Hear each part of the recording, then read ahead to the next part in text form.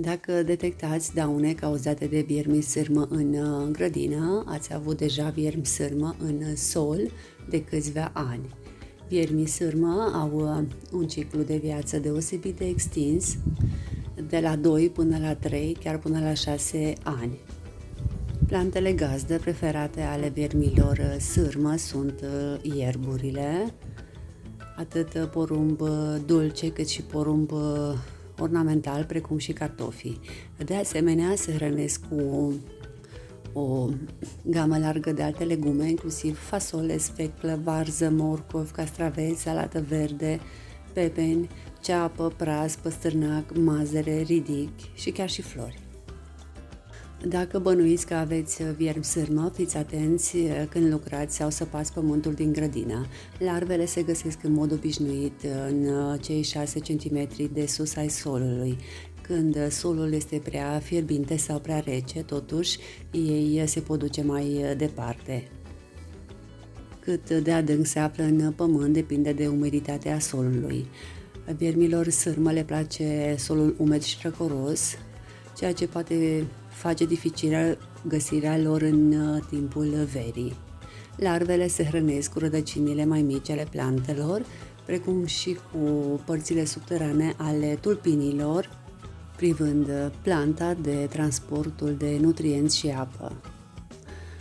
Deoarece acest atac este în desfășurare pe tot parcursul sezonului, plantele nu au nicio șansă de a se recupera, devin mici și ofilite și în cele din urmă mor. Metodele preventive aplicate pe timpul toamnei pot reduce semnificativ șansele de infestare pentru anul următor.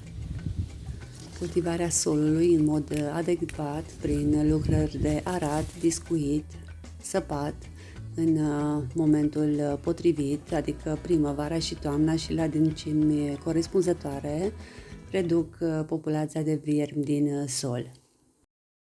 Ararea la o adâncime de 15-20 de centimetri poate distruge până la 95% din stadiile de dezvoltare ale dăunătorilor. Folosirea de tratamente și incorporarea de insecticide direct în patul germinativ pentru a crea o barieră de protecție în jurul tuberculilor, semințelor sau răsadurilor va opri la timp atacul dăunătorilor. Plantele repelente, cum ar fi muștarul, napii sau tutunul, pot fi folosite ca acoperire sau ca întrerupătoare ale ciclului de reproducere al viermilor sârmă, reducând astfel numărul acestora în sol.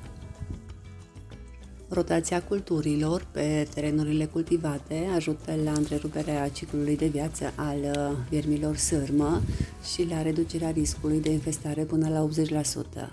Este important să se alterneze culturile care sunt mai sensibile la atac, precum porumbul, cu cele mai rezistente, cum ar fi soia, floarea soarelui sau fasolea. Colectarea și îndepărtarea resturilor vegetale de pe sol, precum frunzele, tulpinile sau rădăcinile, ajută la eliminarea surselor de hrană și la reducerea populației viermilor sârmă din sol.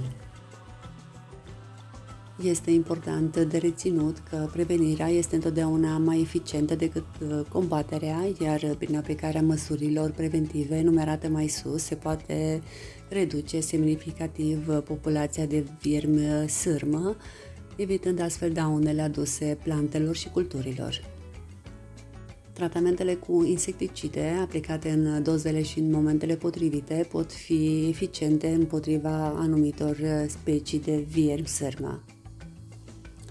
Totuși, este important să se ia în considerare metodele de control biologice.